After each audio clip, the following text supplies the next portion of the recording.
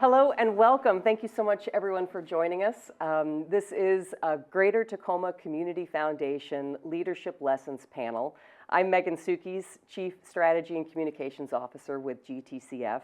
And today we're going to get a chance to talk with people who are making a difference in our community, who've been here for a long time and know what it takes and what sometimes doesn't work in leading in Pierce County. It's a learning opportunity for all of us, and I want to take a minute to thank our partner in learning, KBTC, before we get started. Thank you, KBTC, for giving us the space and the time to learn together. And also, we get to share this learning with other people through the magic of the internet. So this will go on for a while. One of the reasons Greater Tacoma Community Foundation wanted to do these kind of panels and have these conversations is because Pierce County is growing fast. We're closing in on 1 million people living here, our friends and our neighbors. And what that means for all of our communities across the county is having to rapidly adapt to new situations, find ways to keep the good things good, and also ways to turn challenges into opportunities. And that's exactly what each of you have done through your work. And so we're excited to hear about the experiences, the highs, the terrifying lows, the squishy middles that have happened and have given you lessons that we can also learn from. So I'm going to ask you in just a minute to help me give a round of applause, but first let me let you know who we're talking with today. We have Quina Tupou. Quina is the Executive Director of the Blue Zones Project.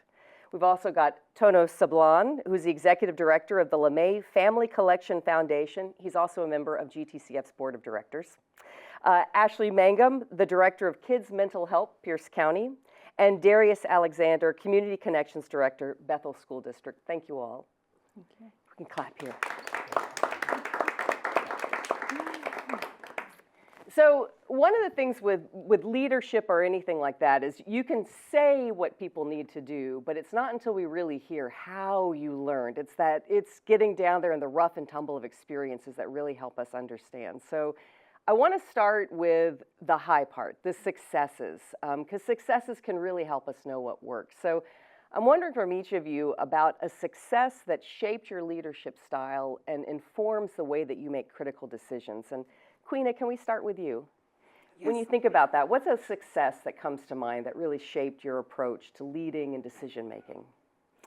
Well, one often comes to mind, and it's my time with the Carol Milgar Breast Center when I had the opportunity to serve as their marketing and outreach specialist. I had just moved back to Pierce County from Eastern Washington in 2016 and was really finding my footing back into this community that I was born and raised in. And starting there, I was learning about their outreach initiatives. And at the time, they were wanting to focus on a church initiative to reach African American women. So we did learn at the time that African American women had the highest mortality rate when it came to breast cancer. And after connecting with amazing leaders in communities such as the Black Collective, the Tacoma Ministerial Alliance, Leaders of Women's Health, we decided to approach church initiatives to create health ministries within the African American churches and really leaned on to these great organizations to create that model. And because I was born and raised in this community, grew up in the churches, I was like, let me have it. I want to lead this project and I want to work alongside the pastors in the community. And so what started out in 2016 was just 3 of the African American churches grew to serving 35 churches and expanding into the Hispanic and Pacific Islander communities. And I often reflect back on that because although I was born and raised here, I couldn't speak to the experience of African American women going through that process, nor could I speak to the experience for Hispanic women. And when we were approaching the churches, they were like, well, that's just for our women. What about our men? What about our children? And so our center was just focused on breast education and leaning into partners in the community that said like, hey, can you bring on a piece of education that could fit the men? And so we looked at the data, brought in prostate health education, brought in nutrition education for the youth and young adults, and mental health, which was very important. And then that final piece that we brought in was self-advocacy.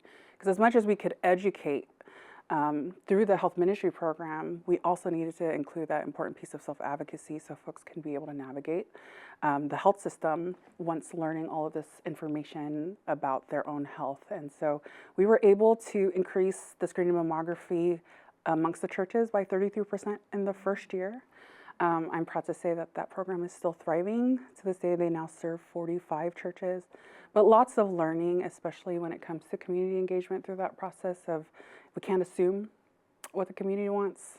Really leaning on those trusted organizations, like I said, with the Tacoma Ministerial Alliance, Leaders in Women's Health, to get the buy-in from these community members and really making sure that the programs we were creating was for each of those individual communities. So when we expanded into Hispanic and Pacific Islander communities, we made sure to hire cultural navigators for those communities. And although I'm Pacific Islander myself, I'm Samoan, I grew up in the churches here, that wasn't for me to go out and provide that health education. We needed to work with the Samoan nurses of Washington to go out and provide that education and provide it in the languages for those churches. And so lots of great work, and it's also great to see how it's thriving just from moving back to Tacoma and learning all of that back in 2016 to seeing how far it's gone just within the last 9 years.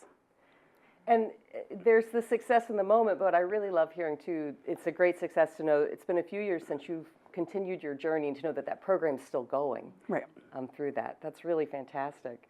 And I'm thinking about you coming back into the community and kind of starting your way there, and it makes me think a little bit, Darius, and some of your experiences as you've gone through your career. When you think about a success that shaped your leadership, what do you think about? Well, I'm really big on the power of stories, and it has to start off with my family. My family empowered me to figure out what success looked like, and so I worked in insurance for 12 years, and my goal was climbing the ladder, making money, getting all the titles and things like that, and then I would work in Washington for a week, and then I worked in Orange County, California for a week, and I just felt like I was spinning my wheels, and I got to a point where I was like, there has to be something more to life than just chasing a dollar. And my youngest son, he's all about people and making sure people are taken care of. My oldest boy is a lot like me and very results-oriented, but still caring about people. And when he was 5 years old, I went to him and I said, hey, man, how would you feel if I couldn't buy all the stuff, but I got to help people? And he seriously was playing his video game, and he said, Dad, what's more important? And so I put in my 2 weeks notice and left the company I was working for. And through that process, we literally lost everything. Our house, everything I'd worked for, and it was difficult, but I started working for a nonprofit in Federal Way, working with kids. And working with those kids, it was every day seeing them and trying to pour into them. It gave me kind of a model of its purpose, people, and then position. And so I translated that into everything in my career of just working with young people. I took a lot of pride in saying, I work for Bethel School District and they pay me the check, but my bosses are the young people I get to work for. And so when I think about my team and the position I'm in now, when I met with my team first, we were going through a lot of changes. My directive was to change what our department was doing. And so I took a lot of pride in meeting with each person individually because they're more than just their job. We're human beings and we spend so much time at work. So I just wanted to talk, get to know them, figure out what their purpose was. What did they want their why to be? How are they showing up to work? And so after I got to understand all that, we were able to have a team meeting and we developed our mission statement collaboratively and bringing everybody's purpose into it. So when you read our mission statement, it is literally probably every sentence represents one person on our team. And from being able to do that, that created a shared understanding to where we could get out there and work with our schools and work with kids and try to make an impact. What would you, I love that we talk about success and you begin with something that people, I feel might be like, oh, this wasn't right. What do you think was the success of that? When you look at what was the thing that was the real success? Seeing people win and seeing people thrive in their purpose. So yeah, we all have outcomes and everything, but being able to show up to a team and see people really pour into it and seeing people passionate about serving people, and everybody's lane is different. So the success was seeing people happy, seeing people smiling what they're doing, but then in my field, the ultimate success is seeing people pour into helping kids win in our community and changing the narrative of where I grew up at. And what was the lesson you took away? The lesson was hearing people's voices. Yeah, great, thank you. Yep. Ashley, how about you? We're thinking about youth. You work with youth. What kind of success comes to mind? Yeah, I definitely just think about the journey of kids' mental health, Pierce County. Prior to my work with Kids Mental Health Pierce County, I was actually a social worker at the Mary Bridge Emergency Department. And between 2015 and 2018, we saw a significant increase in the amount of kids that were coming into our hospital for a behavioral health crisis.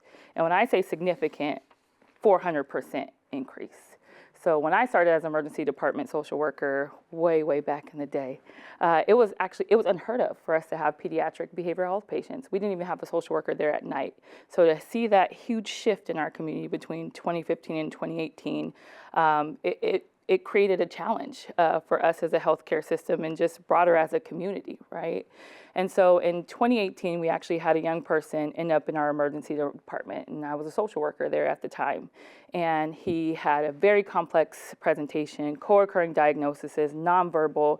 The worst place to be with that kind of presentation is an emergency department with no predictability, no consistent adult, no way to structure a day whatsoever. This young person spent 6 weeks in our hospital with no window, no access to air, no access to education, no access to his family or any trusted adult. And as a social worker at that time, you have to imagine just the moral injury that comes with every day of our job is to come into communities and spaces and be able to produce outcomes, and there's no outcome for this kid. There was no right place, no right time for him to be. And so for us as a healthcare organization, it highlighted just the significant challenges in terms of multiple staff injuries, hundreds of thousands of dollars of unreimbursed costs. But the real challenge is, where is the right place and who is responsible for these kids? And I think what we learned through that is these are all of our kids. And there wasn't going to be one single organization, system, entity that was going to be able to solve this for this child. And we have taken similar approaches in Pierce County of how we manage child abuse or domestic violence. We have amazing resources like the Child Advocacy Center and Crystal Jetson Center, all with the hopes of not re-traumatizing and re-victimizing. But we don't have that same response for our kids who are experiencing a behavioral health challenge. And you think about that through the lens of a child. The first time that you tell somebody, I'm not doing well, we often call 911 and have law enforcement respond to them. We take them in an ambulance to a hospital where they have to tell their story to a triage nurse, then your assigned nurse, then your doctor, then your social worker, then the crisis team, then your parents. And that was our response to kids. And we said, what can we do about this? And I think knowing that community is so important in bringing into the behavioral health continuum, we were able to convene our first ever pediatric behavioral health mental health summit here in Pierce County in 2018. We were able to bring 75 stakeholders from all over Pierce County, from school districts to law enforcement to the juvenile courts together to say, what can we do? Right? Through community agreement, through our shared investment. What's happening at Mary Bridge is going to look different from the schools, but there are things that we are having challenges together. And from those conversations, we were able to identify 4 community priorities around improving our access and care coordination, bolstering our youth mobile crisis services, ultimately with the vision of having a family wellness center here, and then the workforce to be able to staff that. And so one of the powerful things about that is when you think about having to build a family wellness center, you think about having to build a physical structure of a building, right? Like these are going to take time, money, all the things that require that. And we really paused and said, how do we create that resource without the physical structure of a building? And we had this idea of using a community multidisciplinary team model where any family in Pierce County can request support around brainstorming ideas around access to treatment, complex behavioral health presentations, and our team is able to convene up to 30 community partners when a parent says, I need help, and we convene and brainstorm and give those recommendations to families, which has been absolutely amazing. The timing of this work was actually incredible too, because as we built Kids Mental Health Pierce County, little did we know we'd have a global pandemic the next year. And so to have that foundation of connection and relationships already with having leaders from various sectors already partnering and talking about how we're going to improve behavioral health outcomes for kids was really helpful in being able to share with other communities what we're doing in Pierce. And that opportunity lended experience for us to be able to expand Kids Mental Health Pierce County statewide. So we now have Kids Mental Health Washington, which really sends a message that community is important in behavioral health. And what's happening in Pierce County is going to look very different than Eastern Washington or Southwest Washington, and giving them the agency to say, this is what's working well in our community, and how do we build on this through community agreements and relationships and improving outcomes from our kids. And so as somebody who was born and raised in Pierce County, to see something start so small, just through community and relationships, be able to expand and be viewed as the best practice around behavioral health has been absolutely inspiring, and something that I absolutely think is an achievement. So you mentioned, we said, how could we create this without creating a building? Mm-hmm. And was that just because we don't feel like creating a building, or did you face a barrier a lot of us face, money? Oh yeah, absolutely. So it wasn't just, we don't want to do a building, but we don't have the money or the resources to do what we think we need. Is that, and then how did you overcome that? Yeah, I think the need outweighed the cost benefit of having a physical. If we waited, I don't know how many times we go to the same meeting sometimes and feel like we've having the same conversation, right? And this is what we need, but there's no action. And so what we said is, how do we take small pieces and make a large resource, right? Like, we don't need overhead for a Teams meeting, right? And bringing your expertise, because that's what the Family Resource Center is going to provide, a centralized space for resources. But we as individuals can put that together and produce the same resource. And so it was really, we can't wait. Our families are in crisis. Our community's in crisis. We don't want to wait for a shiny building when we can create that resource for families and be responsive today. And with such a huge issue like mental health, in larger conversations, people will talk about system barriers and policy needs. These were also barriers that you guys talked about, but overcame. Absolutely. And I think having this community coalition effort really helped us to centralize advocacy. And through this work, we were able to identify what those key barriers and challenges were. And we were able to advocate for the county to fund programs that didn't exist before, like our non-Medicaid WISE program. And we were able to partner with a local school district when schools were reopening, and really identified behavioral health navigation and brief intervention as a gap. And through that, we were able to stand up a new program called Youth Engagement Services, where kids were able to get access to those services that weren't covered by insurance or covered by the school district, to provide services through that gap. So it's allowed us to gather the information needed to do the advocacy, to be able to develop those policy and system changes on a larger scale as well. So wow, overcoming barriers, figuring out ways, not getting stuck in some of those very important issues that need, what do you know now? What did you take away that you carried forward about what it takes? The power of relationships and community. Even sitting up here and being on this panel, we all walked in and hugged each other. Like, we just know each other. And I think I always am intentional about saying I'm from Pierce County because it's important to me. How we engage as leaders is a return on investment. I'm here because I want to be here. I'm here because community poured into me and built my leadership skills. It's easier to navigate and build programs and recommendations when you went to high school and college with that person, right? And they see you be a terror in the hallways, and then in board meetings, and you're like, forget all that high school stuff. But it builds that trust. And when people come into the community and tell us what we need, and they're not from here, right away. And so to have the ability to be in these spaces, build the relationships, and again, that lends to community trust, where we're not stuck in that this is what we should do. No, this is what we can do, because there's shared ownership and buy-in and agreement that this is a shared issue, and this is how we're able to move forward. Thanks. Tono, how about you? You're also longtime resident, bleeding the blood of Parkland. What success comes to mind for you when you think about something that really shaped your leadership? Yeah, well, I'll start with my takeaway first and then explain how I got there. So when you first asked that question, Megan, immediately what I went to was my understanding of how to lead in community, which was informed by a lot of mentors. I think all of us have important people we can think back to that shaped our understanding of community and how we show up.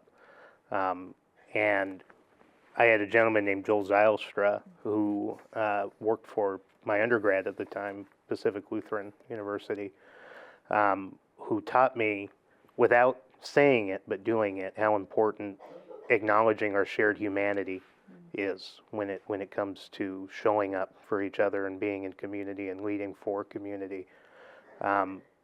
Joel has this really incredible way of building relationships quickly, and that's just because he's so personable.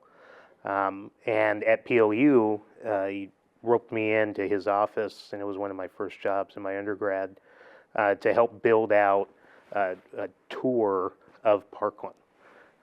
What's so interesting about PLU is it occupies this space in Parkland, which is unincorporated Pierce County, but hasn't always, what's the good, there's a nice way to say it and a not so nice way to say it. They haven't always been a good partner, and back and forth. I mean, it's such as the relationship of being an institution that's well funded in a community that is routinely underfunded. 98445, which is my home zip code, is routinely the lowest income zip code in all of Pierce County. So it's really interesting to have this dichotomy of this institution and the space that it occupies not necessarily come together, right? And Joel was looking for people, young people from Parkland who are at this institution to help shape that narrative and shape that story. And we collectively, me and others at PLU and alongside Joel, built this tour out of what it meant to be from Parkland. And what it felt like for us, for these kids from Parkland, was that we got to tell our story in our own terms for the first time for an institution that maybe wasn't built with us in mind. And we got to walk folks through the businesses, to meet the people, to meet Felix at Reina's, where he'd come and sing his mariachi music. We got to take folks to Parkland Light and Water, which is the first co-op, utilities co-op in the country that's still active today. And we walked them to meet these people, to understand that, you know, you could leave this campus and you're going to be okay. You know, that this is a safe community, that we're not without our faults. There are socioeconomic issues that plague every community, and Parkland is no exception to that. And we're also a safe community to be in. You know, I'm a proud Parklander through and through, born and raised, and feel incredibly blessed to have ended up at that institution to meet a guy like Joel, who helped me understand that this is why you ought to stay in your home community, because we need people from our community to lead. And that's what guides me today, and hopefully bringing along other young people who will be on this stage here in this panel, you know, another 10 years from now. Is there, like, what's the secret that you learned? From Joel, what did you say, I'm going to take that and move that forward? No, don't come to somebody with, I need this. How can I help you? And collectively, you'll end up in that shared middle space where you're both in a mutually advantageous relationship. Because if you give first, the universe will come back and give to you. That's part of my faith. That's how I believe God works.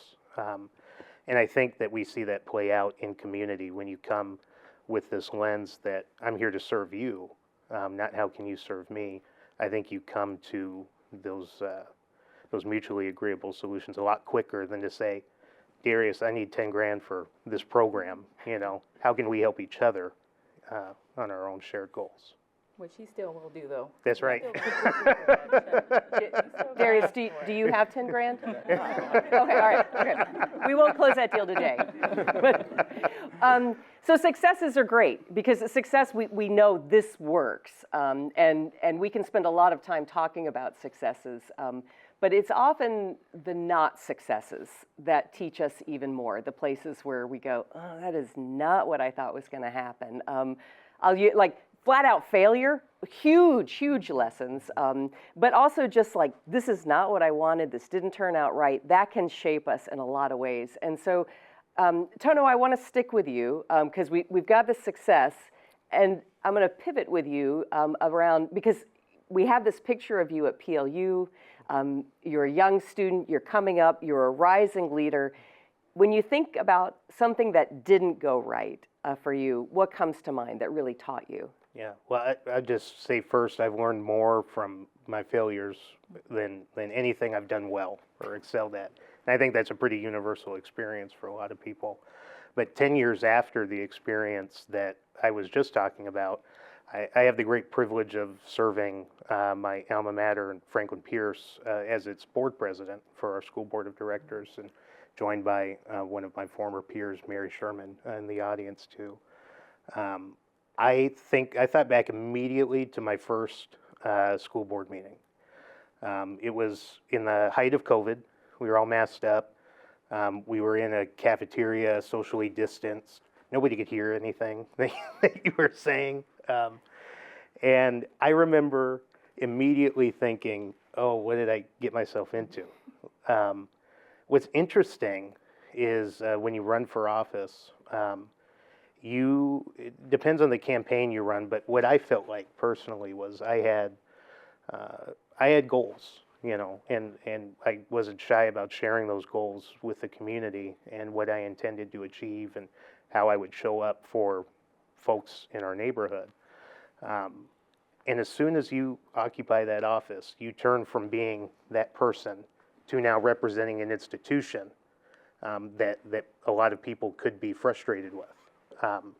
So that dichotomy in and of itself was really challenging for me. But at our first board meeting, there was a constituent group that was frustrated with a decision that the district had made. And I remember thinking immediately, like, oh, it's my job to go out and fix this. We need to do something about this now. And speaking of people, there was a gentleman, Gil Mendoza, Dr. Gil Mendoza, who was the board chair at the time, who I ran up to him right after that meeting and immediately said, Gil, we got to do something about this. And he said, Tono, you're right, and let's take a beat, because there's a 10,000-foot level that when you're occupying a position like that, you now are a part of something that's bigger than any one individual that institution serves. And you have to serve the whole institution in order to steward the relationships for all the people that it impacts. So what I learned from that was you can still be empathetic to the needs that people have, and also be careful about how you steward institutions for steward relationships for an entire institution, because the longevity of that institution is more important than anything. The stakes are as such that I want to make sure there's a Franklin Pierce School District for my kids to go to. And we have to take it that seriously when you're in positions of leadership. That's a hard one, Tono. That's tough, because that's such a huge transition. And there's one thing when you're on one side and you're pushing in, and then you reach inside, you now hold the leadership. That's a really tough corner to turn. I'm glad that you shared that. And it reminds me a little bit, Darius, for you, you've also had to make some turns from like, I got this, we're going to make it happen, and seeing the other side. When you think about a real challenge that taught you, what comes to mind? Well, I'm going to go back to something I just thought of. One of the things I think I failed at is sometimes you have to practice what you preach. Like, it's one thing to say something, but you have to be able to model it with how you live your life. And when I was working in Federal Way, I ran a group for some young boys, and it was called Legacy Group. And I remember sitting there writing on the wall, your yesterday doesn't have to define your today or your tomorrow. But I was leaving work depressed every day and ready to give up. And it really just hit me. I'm like, I'm sitting here preaching this to these young men, but it's not what I'm showing in my life once I leave here. So that just really pushed me to say, I got to live what I'm saying, and I can use less words and show them that yesterday doesn't have to define tomorrow. And then that kind of translates into my current position of, I still have that business side of me where I'm very goal-oriented. And my passion is seeing kids win. And in our business, we're measured on whether or not kids graduate and what they do afterwards. And that is my purpose. That is why I live, to see young people win, right?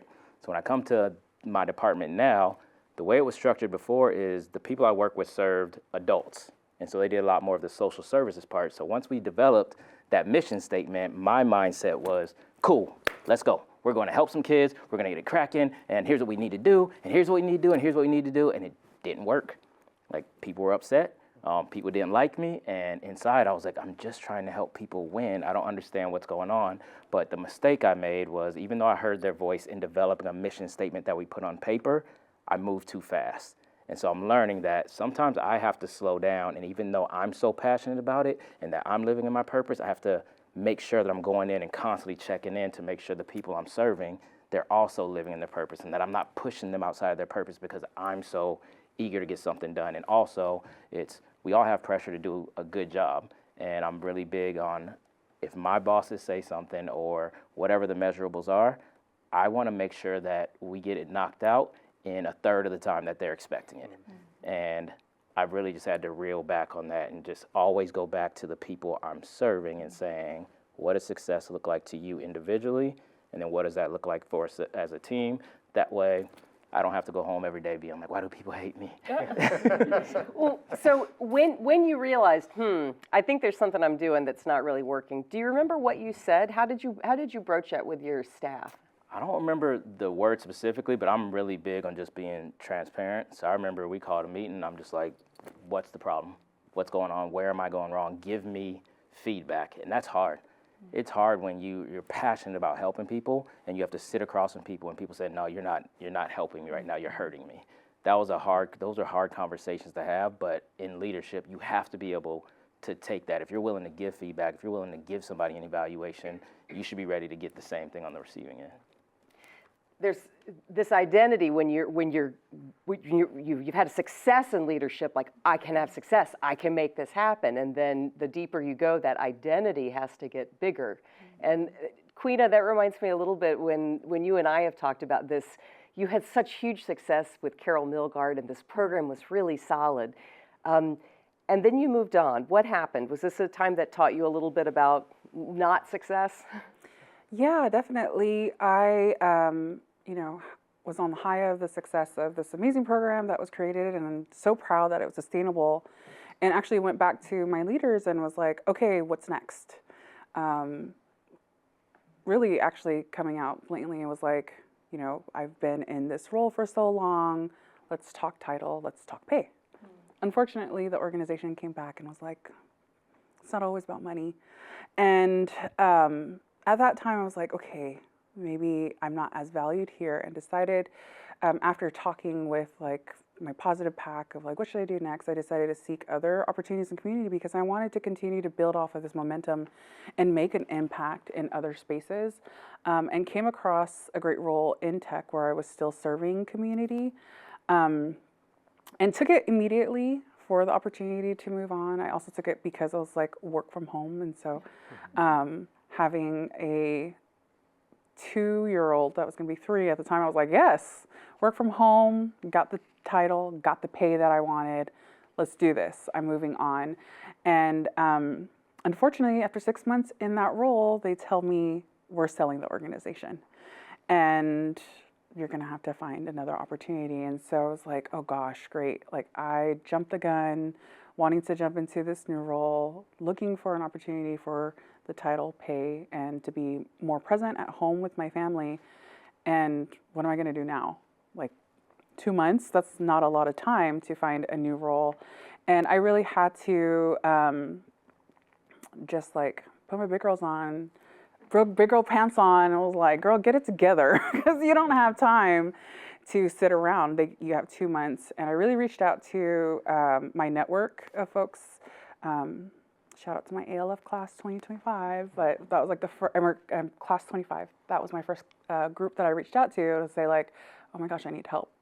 I'm going to be without a job here soon. And so really having them surround me to like help me with all the things that I needed to do to find the next role was helpful in that time of uncertainty, and also reminded me that in those times of uncertainty that there's opportunities for you to really dive into that community that you have and to seek additional help, and not to just like kind of, naturally you're like, oh shoot, I messed up. Like, I don't want to talk about this. It's so embarrassing. But to put all of that anxiety and all of those negative thoughts away and just say like, okay, I tried this, and really focus on the positive things that came out from moving into that position, while also building upon what I was able to do in that short amount of time with that organization to navigate to a new role was very helpful. And that's helped me in moving forward around certain times of uncertainty with not only my team and leading my team about like, we never know what curveballs are going to come our way, but we got to put our big kid pants on, figure it out, and find solutions. And so that's been helpful since then. It wasn't 2025 when this happened, but that's a lesson Yes. for 2025. Lesson That for is 2025. definitely a lesson that I think those curveballs, Yeah. it seems to be kind of a year around that. Thank you, Queena. Ashley, for you, if you think about, again, when you talk about the formation of mental health youth, it's success, success, success. You've never had a failure, have you? What? Before I got here, no. What comes to mind? Yeah, so I think about, we talk all the time the importance of voice and community voice and making sure we have representation in all things that we do, right? Nothing for us without us. And we were really, really eager to have a youth summit when we first started to really be able to get youth voice. And we did our best to plan that with youth in mind and put a whole budget together, rented out the Grand Cinema. I was so proud of myself as a social worker. I made these movie theater tickets for the youth to have. We were gonna give them popcorn and soda. We purchased a license for a documentary around suicide prevention. We flew the speaker out from the documentary to the Grand Cinema to be there. We got about 20 community partners to do a resource table. We bought swag, we bought chapstick, we bought all the things that we thought would appeal to youth that would get them there. I think 5 youth showed up. And one of them was my godson, so he doesn't count. Oh, so maybe no. it was 4, And it was like, wow, we created this resource. We hear all the time in the community, there's nothing for kids to do. We don't have any mental health resources, but there's nobody here. And we missed the opportunity to engage the community about what they wanted. Did we consider how the kids were going to get to the Grand Cinema? Were their parents going to be able to drive them or their caregivers? Do they have accessibility to that? Did they know, was it in their language? Did they understand? So we missed a very, very critical step in engagement and thoroughly understanding that a documentary might not be what appealed to a Saturday for a young person in Pierce County. So as hard as it was to pack up all that swag that we had purchased and see the popcorn go to waste, we still thought it was a great, opportunity for us to engage young people. And so instead of us trying to tell the young people what they needed, we were able to partner with Franklin Pierce School District, and they said, we don't want no documentary. This is what we want. We want food trucks. We want a community conversation. We want a youth panel. And that's what we did. And we had over 250 youth show up to that event with their parents and caregivers. And we did not spend as much as we did at the Grand Cinema, but the outcome was far more impactful because it's what they wanted. It was their event that we helped guide. And so it's not about always us identifying the process or the outcome, but really listening to the community to identify for them, what is it that you need from us and how do we help you get there to achieve it? And I think that was a failure that led to much greater success later on, but in the moment, I was tucking my tail. I'm like, don't post no pictures of this. Just get the lobby with all the people in there tabling. So, Oh, that is such a real experience, and I'm not going to ask hands, but you can just nod. Has anybody had a similar experience?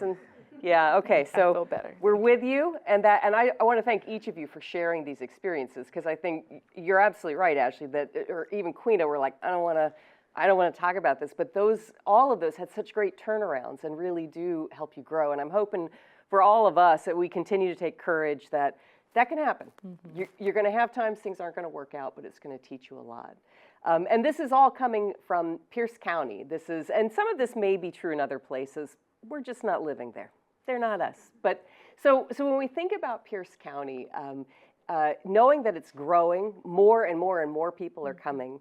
What I'm wondering is, are there things that each of you know, because each of you are so deeply rooted in the community, that people really need to know? If you're going to come into Pierce County and you want to make a difference, you want to get engaged, what is the secret sauce that you need to know that's going to save you a lot of pain? Ashley, what do people need to know about Pierce County? Relationships. I will just really encourage relationships.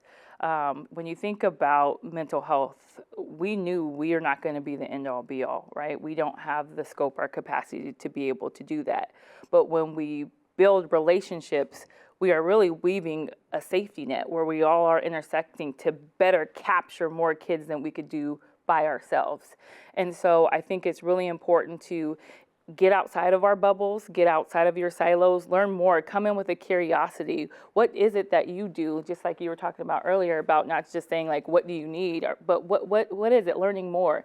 And we're really great at connecting those dots in the sense of like, oh no, we can't do everything. We can't be focused on improving attendance, but this organization is. So how do we streamline information and partner better so that it is full circle, so that we're communicating better? And I think it's just really important for us to gather information about the communities we serve, making sure that they have a voice in that and building those relationships so that you can really create an extensive network. And that really helps build your capacity as a leader of, again, knowing as at Mary Bridge, our care stops once you're discharged from the hospital.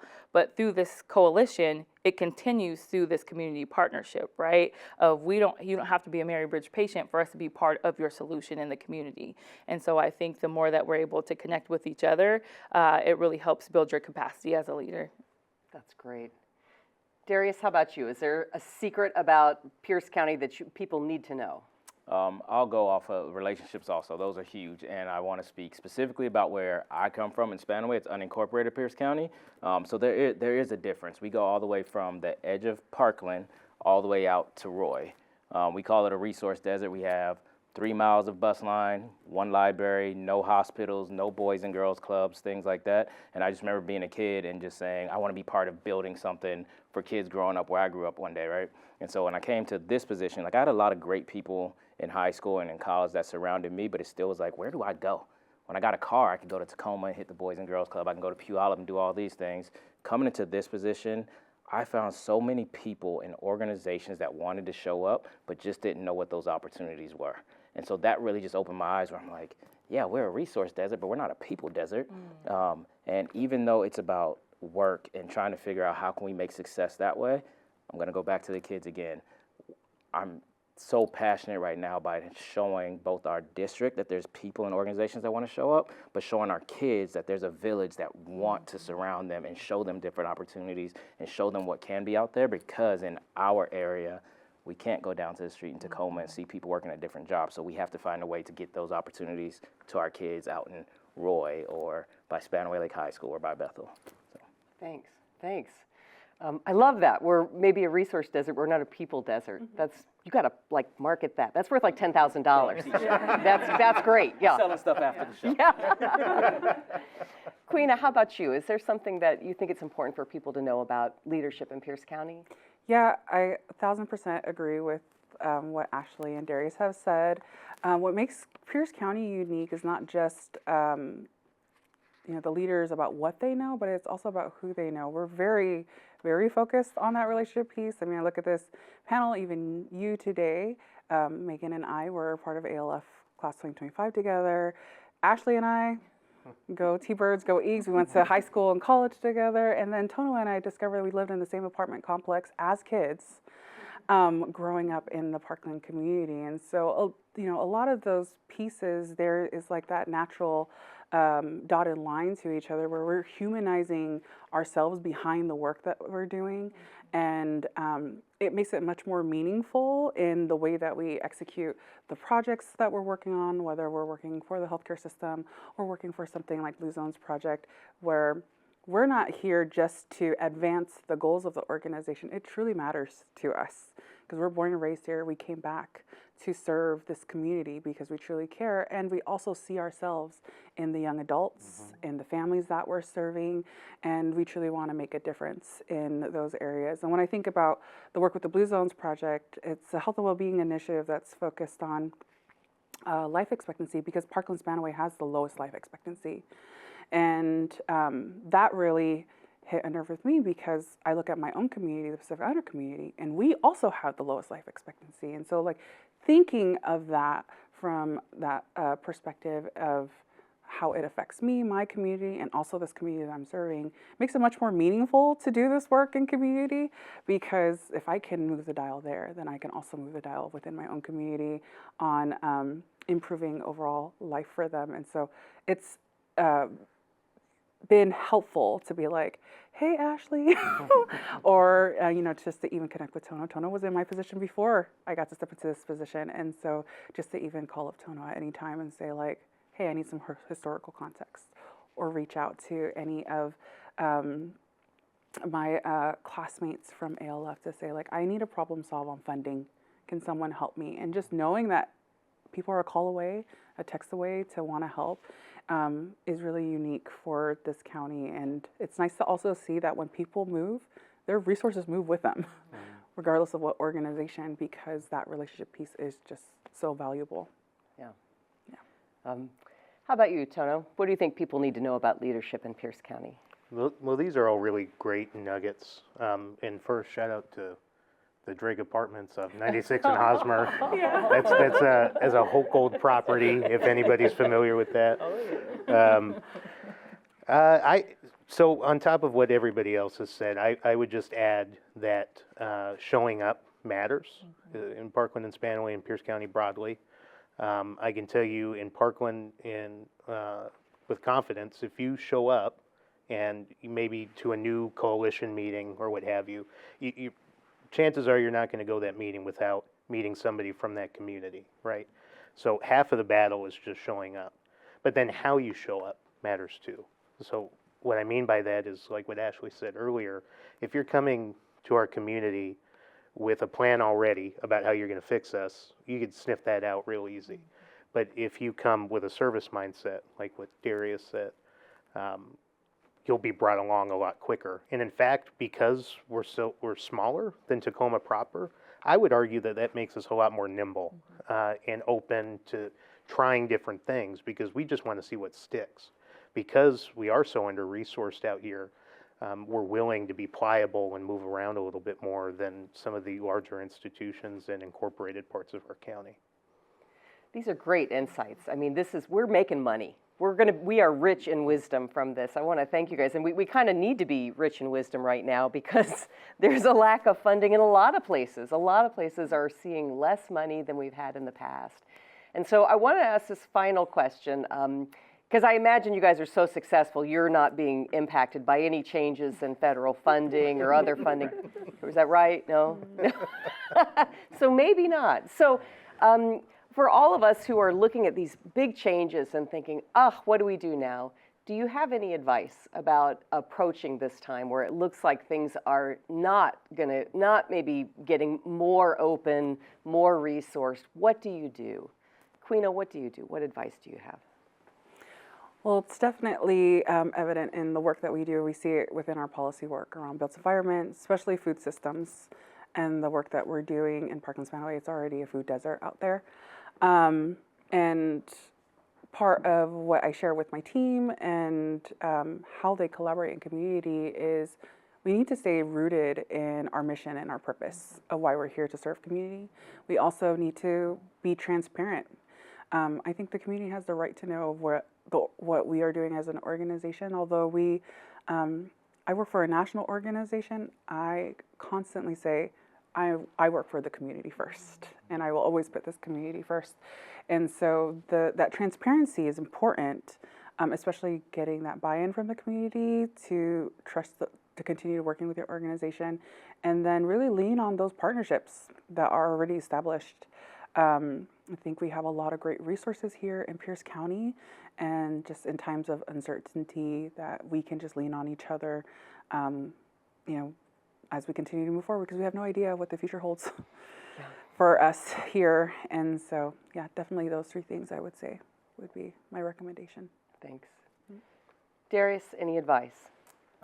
Empowering the people that you serve. I had a meeting and I was told that 80% of the youth development funding that we depended on was going away. And honestly, I panicked, because I was like, okay, we bought in 20 mentoring programs and after school programs last year. Where do I pay for that? So then we started a community advisory board made up of our parents in our district, and we just turned it over to them. What do you all want to do? And they really just took it and said, we want to volunteer in schools. I mentor, I do these things, I run a business. And so instead of having to pay people, we were just able to get people involved that had a passion for it. So now we're building projects and programs with the people that we serve, but again, goes back to giving them a voice. And then also there's that education piece of sometimes people just need to know what the opportunities are, what the needs are, and then let them fill the gaps on their own. And I'm really big on first working with kids, sometimes grown folks, we got to shut our mouths and let them lead. But that also goes to the community. Sometimes we got to lean back and let them lead us so that we can work for them. Congratulations on coming out of that freeze. That would have shocked me as well. I'm impressed. That's fantastic. How about you, Ashley? I'm sure no funding issues in the medical field. Oh, wow. Yeah. So, yeah, my whole day has been fun. My whole month has been, my whole year has been about funding now that I really think about it, on every single level. So every single program that I support is funded by state, federal funds. And so it has definitely been a very difficult time to hold steady for a team that has to have employment, one, right? But also these safety nets that we have created for our kids being compromisable, right? You know, we encourage innovation, we encourage creativity, and then we have no plan for sustainability of why these services just aren't available and have to rely on philanthropy and all these other ways of being able to sustain them, and are having to sacrifice your own wellness to be able to sustain them. And I was actually reflecting on this today of leadership is a lot like mental health. And we talk about it in the sense of mental health is not having bad days. And it's not that. It's about having the capacity to be flexible and adapt when those difficult times happen.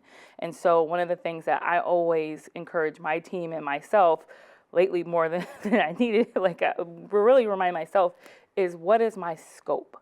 Right? Like, what is my role and my responsibility? What am I accountable to and for? Because if you measure it by the everyday failures and feelings of this world right now, particularly around behavioral health in our kids, you're going to be disappointed every single day. And I always just really encourage my team to think about, we are a piece of the puzzle. We are not the whole picture. And when we focus on what our puzzle piece is within that larger picture, we're a stronger puzzle piece, right? We know what we're doing, and we're able to execute that really well, and we're able to identify not what we did, but what did it do, and why are we investing our dollars that way? So always being prepared to tell the story in a meaningful way, and staying focused on what is my scope, what is my role and my responsibility, and how do I stay flexible and build that capacity. And I just really wanted to reiterate something that you guys have all talked about, is building that team inside and outside of your organization, right? Who are those people? I posted on Facebook, what a day. 4 people text me. Are you just checking in? Love you. Is there anything that I could do for you? Those are the people that you need as leaders. You need those both inside your organization, outside of your organization, and being able to communicate those to people that are influencers, people who have authority and decision making, to really be able to understand that impact and why this is such a critical need in our community. I think it's just very, very important. Thank you. Tono, any final advice? In a sentence, I would say embrace each other's shared humanity. And that has a lot to do with what Ashley just said, which is there are so many days, I'm sure I'm speaking for everybody on this panel, where you're just like, I'm tired. I'm tired. And you show up tired, and sometimes that means you don't show up in the way that you would have preferred to have shown up, and make some unintended impacts based on that. But if we don't have each other, we can't do this work day to day or get to our end goal. I mean, to have longevity in this work, you need to have a community of people around you that you can lean on exactly the way that you described. And the only way that I think that we can do that successfully is if we acknowledge that we're all human, we're all imperfect, and sometimes we need to cut ourselves some slack. I think you guys are all great humans, and I am so glad that you have shared this wisdom with us. I feel richer for it, but I've asked all the questions. So I would like to turn to our audience, because you haven't had a chance to ask any questions, and we've got a few more minutes. Is there something else that you've been thinking about or wondering about as we've been talking with our leaders today? We have Joe Hunich, our communications master. He's holding a microphone, so you get to hold the mic, but please don't drop the mic, because it's not ours.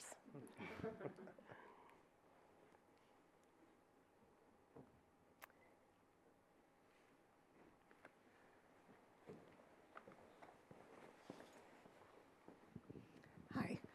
Wow, you guys are awesome. But the question I'm posing for you is,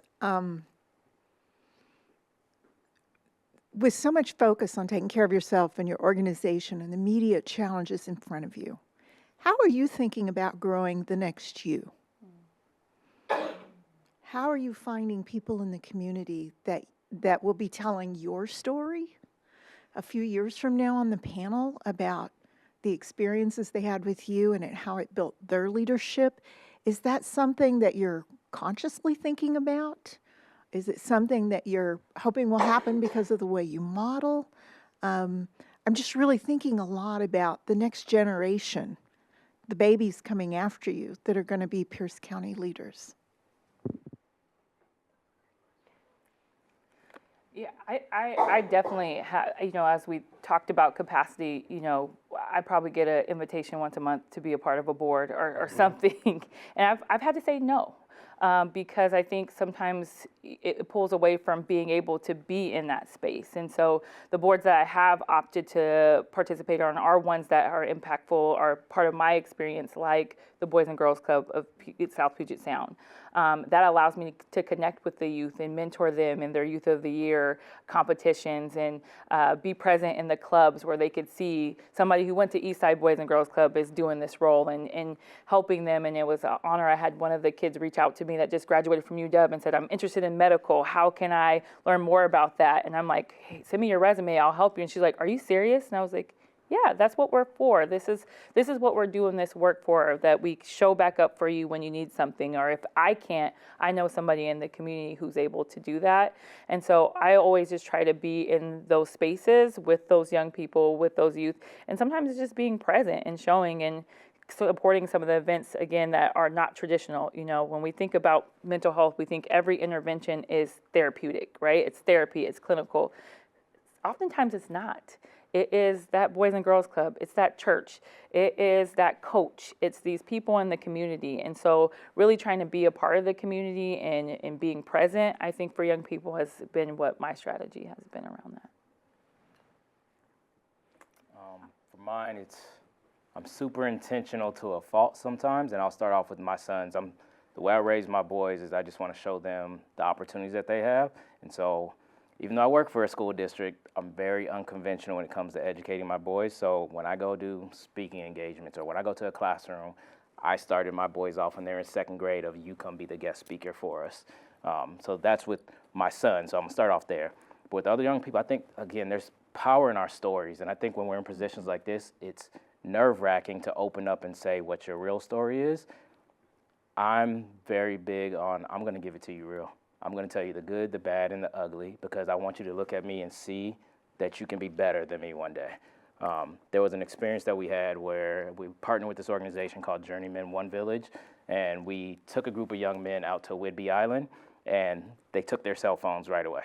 And the cool part about it is like you got a whole bunch of kids who are trying to act hard, they don't want to talk to each other, and about 2 hours in, they're hugging each other. And they're talking about their leadership. And there was one kid in particular when we asked him to get up and say, who are you as a leader? And he was like, I'm not, I'm in the streets.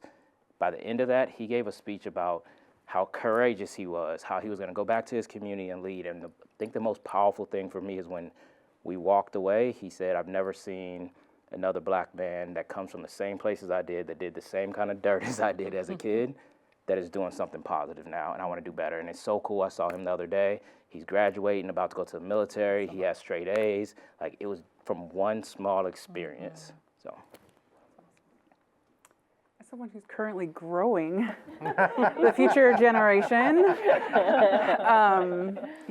I think about, like, I'm a first generation daughter of immigrant parents. And I'm also the oldest daughter, and I have 6 younger siblings, with my youngest sibling being 18 years old. And so I often reflect back on just my role in my family and what I want my younger siblings to take away from my own leadership, and continually just to share the stories with them of my pathway to becoming the executive director for the Blue Zones Project. I recognize you don't see a lot of Psalm 1 executive directors here, right? There's Auntie Lua, and she's paved the way for our community, but there could be more. And so where I can share the stories, successes, failures with my family members, with other young Pacific Islanders that I come across, whether they want to hear it or not. I'm going to try to invest as much time into them while also doing the same for now. I'm going to have 2 girls. I have one that just started kindergarten, who I think is going to be a future president with her personality.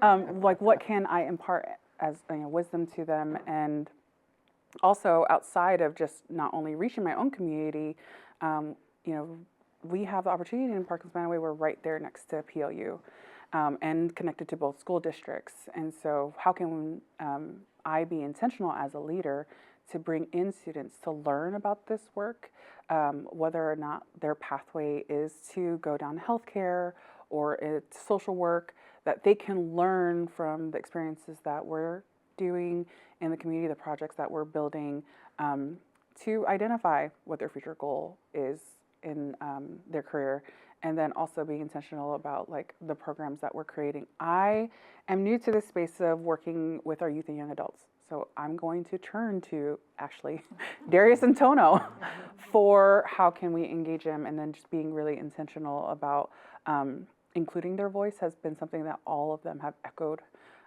to us in our organization, is like making sure that their voices are at the table. And so that's another way that we've invested our time and work in the Lose Zones Project in the areas, investing in that as well. But yeah, lots of different ways that I really love hearing their stories, and hope that the stories that we share will somehow make just a small imprint on their lives to where they might want to be one of us sitting at this panel in the future. And I would just add, I think it's important to reiterate, their stories are their stories.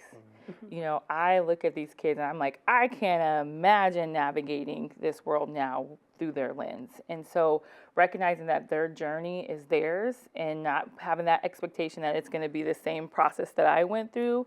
So just recognizing that this is a new generation of young people that need different approaches of fostering their development with a lot of different approaches. It's been said, but be generous with your time and talents, especially with young people. We're only up here because of people who came before us, and it's incumbent on us to do that for young people. And I get great joy when somebody asks me to write a letter of recommendation for them, or, okay, can you help me navigate? Like, I'm trying to get more money from my boss. How do I approach that? It ends up being a lot of fun. That's your expertise. It's been a stressful year. Well, thanks to each of you. Thank you, Queena. Thank you, Tono. Thank you, Ashley. Thank you, Darius. Really appreciate you coming in and being so generous with your wisdom and with your stories. And I hope for all of us, it gives us some of that wisdom as well, but also encourages us and gives us confidence that we each have stories and wisdom we can share. And we're going to share it out even further thanks to the magic of television and the internet and KBTC giving us the opportunity to come here and tape this. Thanks to each of you for coming in, and thank you as well to the staff of GTCF for putting this whole event together. This has been a wonderful experience, and I don't think Pierce County is going to stop growing anytime soon, so I think these lessons will last. Thanks, everybody.